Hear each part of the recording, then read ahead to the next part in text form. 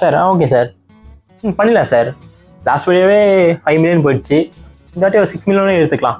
ப்ரொமோஷனும் பண்ணிக்கலாம் சார். அது ஒன்றும் பிரச்சனை இல்லை, பண்ணிக்கலாம் சார். Okay sir. பண்ணிடலாம், முடிச்சிடலாம் சார். வச்சிடலாம் சார். Thanks sir.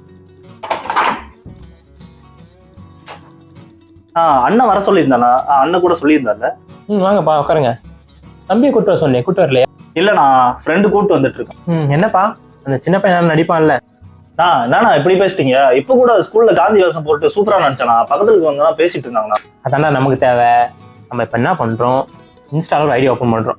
ஓப்பன் பண்ணிட்டு அந்த சின்ன பையனை அதுல ஃபேமிஸ்ன்னு பேச வைக்கிறோம். புரியுதா?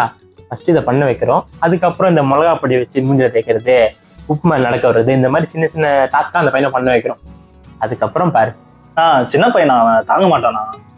அவன் நம்ம பையன்டா, அவனை அப்படிலாம் விட்டுற மாட்டோம். சும்மா வீடியோக்காக நடிக்க வைப்போம். அதுக்கப்புறம் பாரு, கேம் ப்ரொமோஷனு, கம்மி சர்க்கிள், எல்லா ஸ்கேம் எதுவும் அந்த சின்ன பையன் தான் வரப்போகுது. அப்புறம் என்ன, சின்ன பையனா? அவன் எதுவும் பிரச்சனை வந்துடாதுல?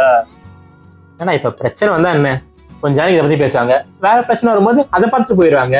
அதெல்லாம் பார்த்துக்கலாம், ஒன்றும் ஆகாது. தம்பிக்கு எதுவும் பிரச்சனை வராம பாத்துக்கோங்கண்ணே. ஹலோ, வந்துட்டாங்களா? அப்படியே செகண்ட் ஃப்ளோர்ல யூடியூப் சேனல் சொன்னாலே உள்ள விட்டுருவாங்க.